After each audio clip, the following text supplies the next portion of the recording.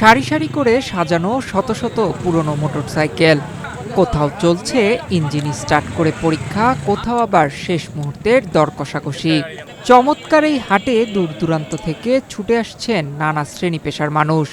হাটে এসে সরাসরি নিজের মোটরসাইকেল বিক্রি করতে পেরে বিক্রেতারা যেমন আনন্দিত, তেমনি সাশ্রয়ী মূল্যে পছন্দের বাইক কিনতে পেরে খুশি ক্রেতারাও। উত্তরের সীমান্ত ঘেঁষা জেলা পঞ্চগড়ের আটোয়ারী উপজেলার পল্লী বিদ্যুৎ মোড় এলাকায় প্রতি শুক্রবার সকাল থেকেই বসে এই ব্যতিক্রমী হাট। One parcel, more ways to send. Pathao parcel has expanded. Explore the new parcel. সকাল 10টা থেকে শুরু হওয়া বেচাকেনা দুপুরের পর জমে ওঠে সবচেয়ে বেশি। চারপাশ মুখরিত হয়ে ওঠে মোটরসাইকেলের শব্দে। জেলার পাশাপাশি আশেপাশের বিভিন্ন এলাকা থেকেও শত শত মানুষ ছুটে আসেন পুরনো মোটরসাইকেল কিনতে কিংবা বিক্রি করতে। আমি ঠাকুরগাঁ থেকে আসছি, ঠাকুরগাঁ রোড থেকে।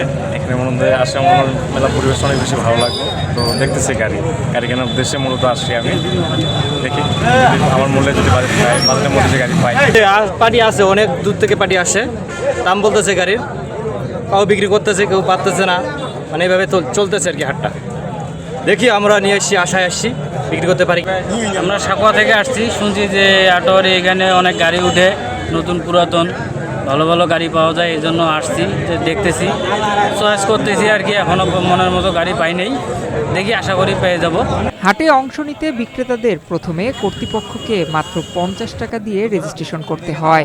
এরপর মোটরসাইকেলের সামনে ঝুলিয়ে দেওয়া হয় একটি তথ্যপত্র। সেখানে লেখা থাকে বাইকের মডেল, প্রয়োজনীয় তথ্য এবং বিক্রেতার চাওয়া দাম। এরপর শুরু হয় অপেক্ষা। ক্রেতারা একের পর এক মোটরসাইকেল ঘুরে দেখেন, প্রয়োজনে চালিয়ে পরীক্ষা করেন। পছন্দ হলে চলে দর কষাকষি। দুই পক্ষের সম্মতিতেই সম্পূর্ণ হয় বিক্রি। এই হাটটা হওয়াতে সুবিধা হয়েছে জনগণের। হ্যাঁ, টাকা পয়সার দরকার অনেক সময় বিপদ আবার সমস্যা হতে পারে। গাড়িটি বিক্রির যে একটা নিয়ম, এখানে যে সিস্টেম আসলে কমিটির পক্ষ থেকে দেওয়া হয়েছে, সেটি হচ্ছে যে বিক্রির পরে যে এভিডেভিট করার জন্য অথবা গাড়িটি চালান দেওয়ার জন্য লেখাই করার জন্য যে সিস্টেমটি এখানে করা হয়েছে, সেটা হচ্ছে যে ক্রেতা 500 এবং বিক্রেতা 500।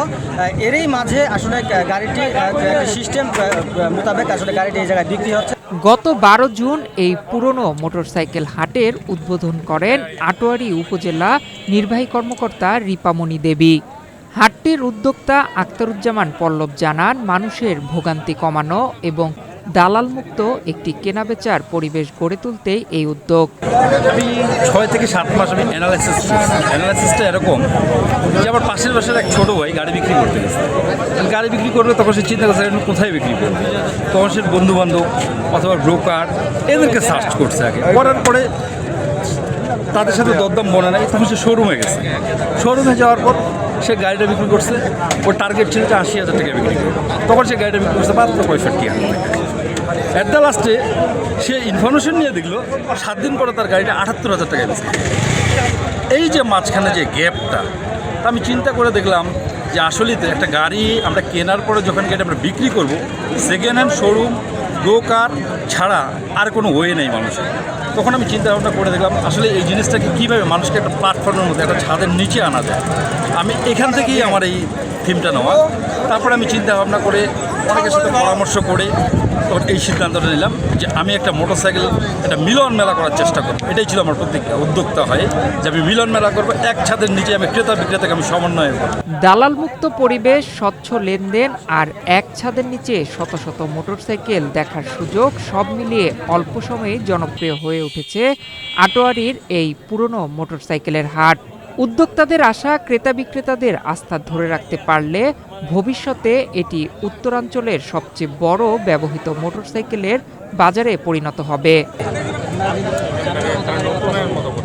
নয়ন বিশ্বাস, বাংলাদেশ প্রতিদিন।